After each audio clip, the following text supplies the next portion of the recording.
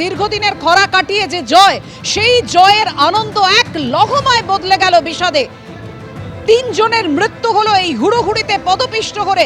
বহু মানুষ আহত হয়েছেন যে খবর পাওয়া যাচ্ছে। দেখতে পাচ্ছেন হুড়োহুড়ির সেই মুহূর্তের ছবি। চ্যাম্পিয়ন্সদের দেখার জন্য হুড়োহুড়ি পড়ে যায় এভাবেই দর্শকদের মধ্যে, সমর্থকদের মধ্যে। একের পর এক আহতকে বের করে নিয়ে যাওয়া হচ্ছে হাসপাতালে। চিন্নাস্বামী স্টেডিয়ামে ভিক্টরি প্যারেডে এইভাবেই দুর্ঘটনা ঘটে গেল। জয়ের সেই আনন্দ এক লহমায় বদলে গেল বিষাদে।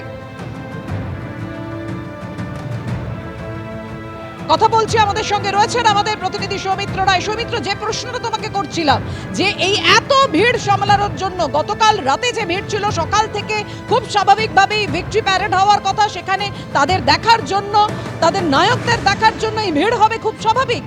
সেই ভিড় সামলাতে কেন পর্যাপ্ত পুলিশ মোতায়েন ছিল না? একদমই দেখো পাপিয়া, কেন পর্যাপ্ত পুলিশ মোতায়েন ছিল না এই ভিড়কে সামলানোর জন্য, সেটাই এখন সব থেকে বড় প্রশ্ন। কারণ আইপিএল যে ফাইনাল হয়েছে গতকাল রাতে, আরসিবি চ্যাম্পিয়ন হয়েছে গতকাল রাতে, ফলে এটা পূর্ব নির্ধারিত সূচি অনুযায়ী সূচি পুলিশের কাছে ছিল যে কোন সময়ে RCB royal Challengers Bengaluru team বেঙ্গালুরুতে পৌঁছবে, সেটা পূর্ব নির্ধারিত, অর্থাৎ আগে থেকেই পুলিশ জানতো ঠিক কোন সময় পৌঁছবে। তার ফলে পুলিশের তরফে কেন প্রচুর পরিমাণে পুলিশ মোতায়েন করা হলো না এই ভিড়কে সামলানোর জন্য, সেটাই এখন সব থেকে বড় প্রশ্ন। আর আরসিবি ফ্যান সমর্থকদের এই যে বাঁধ ভাঙা উচ্ছ্বাস, এটা তো খুব স্বাভাবিক, কারণ 18 বছর বাদে এই প্রথমবার রয়্যাল চ্যালেঞ্জার্স বেঙ্গালুরু তারা আইপিএল চ্যাম্পিয়ন হলো। কারণ বিরাট কোহলি তার ট্রফি ক্যাবিনেটে যখন 2টো বিশ্বকাপ, একটা চ্যাম্পিয়ন্স ট্রফি অলরেডি রয়েছে, কিন্তু অধরা মাধুরী ছিল বিরাট কোহলি ট্রফি ক্যাবিনেটে এই আইপিএল ট্রফিটা। সেই আইপিএল ট্রফি জিতেছেন বিরাট কোহলি এবং প্রথমবার আইপিএল জিতেছে রয়্যাল চ্যালেঞ্জার্স ব্যাঙ্গালোর। তার ফলে বেঙ্গালুরু যারা সমর্থক ভক্তরা রয়েছে, তাদের মধ্যে বাঁধ ভাঙা উচ্ছ্বাস একটা হবেই। এবং আরো একটা কারণ তোমাকে পাপিয়া জানিয়ে রাখি, এই আইপিএল ফাইনাল এবারে হয়েছে গুজরাটে, আহমেদাবাদে নরেন্দ্র মোদী স্টেডিয়ামে। অর্থাৎ তার ফলে যারা আরসিবির ফ্যান্স রয়েছে, ভক্তরা রয়েছে, তারা প্রচুর পরিমাণে ভক্ত তারা আহমেদাবাদে ভিড় জমিয়েছিলেন, নরেন্দ্র মোদী স্টেডিয়ামে গতকাল ফাইনাল দেখতে গিয়েছিলেন। কিন্তু একটা বড় অংশ তারা যেতে পারেননি, কারণ এবারের ফাইনালটা বেঙ্গালুরুতে হয়নি।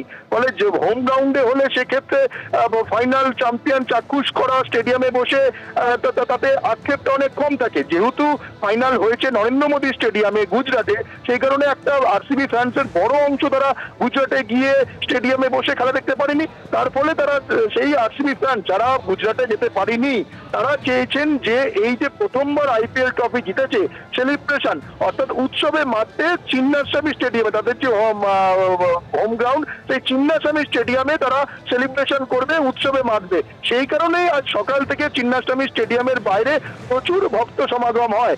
এবং যেটা পুলিশ সূত্র মারফত জানতে পারা যাচ্ছে যে যখন এই বিরাট কোহলিরা সহ গোটা দল চিন্নাস্বামী স্টেডিয়ামে আসবে, তার আগে একটা বিজয় মিছিল হওয়ার কথা ছিল এই চিন্নাস্বামী স্টেডিয়ামের চারপাশ প্রদক্ষিণ করে, কিন্তু পুলিশের তরফে সেই বিজয় মিছিলের অনুমতি দেওয়া হয়নি। তার কারণ এত পরিমাণ সমর্থক ভক্তরা সেখানে চিন্নাস্বামী স্টেডিয়ামের বাইরে ভিড় জমিয়েছিল যে এত মানুষ নিয়ে ভিক্টরি প্যারেড করা কখনোই সম্ভব নয়, সেই কারণে পুলিশ অনুমতি দেয়নি। কিন্তু তা সত্ত্বেও যখন পুলিশ দেখলো যে এত পরিমাণ ভক্ত ফ্যান্স তারা স্টেডিয়ামের বাইরে ভিড় জমিয়েছেন, তা সত্ত্বেও কেন প্রচুর পরিমাণে পুলিশ মোতায়েন করে সেই ভিড়কে সামাল দেওয়া সম্ভব হলো না, সেটাই এখন সব থেকে বড় প্রশ্ন এবং বিভিন্ন মহলে প্রশ্ন উঠছে। এবং যেটা সব থেকে বড় খবর, যে যখন এই স্টেডিয়ামে চিন্নাস্বামী স্টেডিয়ামের যে গেটগুলো রয়েছে, ভিড় কন্ট্রোল করতে না পেরে পুলিশ এই গেটগুলো বন্ধ করে দেওয়ার প্রক্রিয়া শুরু করে। পুলিশ যখন গেটগুলো বন্ধ করে দেওয়ার প্রক্রিয়া শুরু করে, তখনই হুড়োহুড়ি এবং বিশৃঙ্খলা চরমে পৌঁছয় এবং সেই বিশৃঙ্খলা এবং পদপৃষ্ঠের মতো দুর্ঘটনা ঘটে এবং তাতে 3 জনের মৃত্যু হয়েছে এবং একাধিক ব্যক্তি, প্রচুর মানুষ এই দুর্ঘটনায় আহত হয়েছেন বলে আমরা খবর পাচ্ছি। পাপিয়া, ধন্যবাদ তোমায়।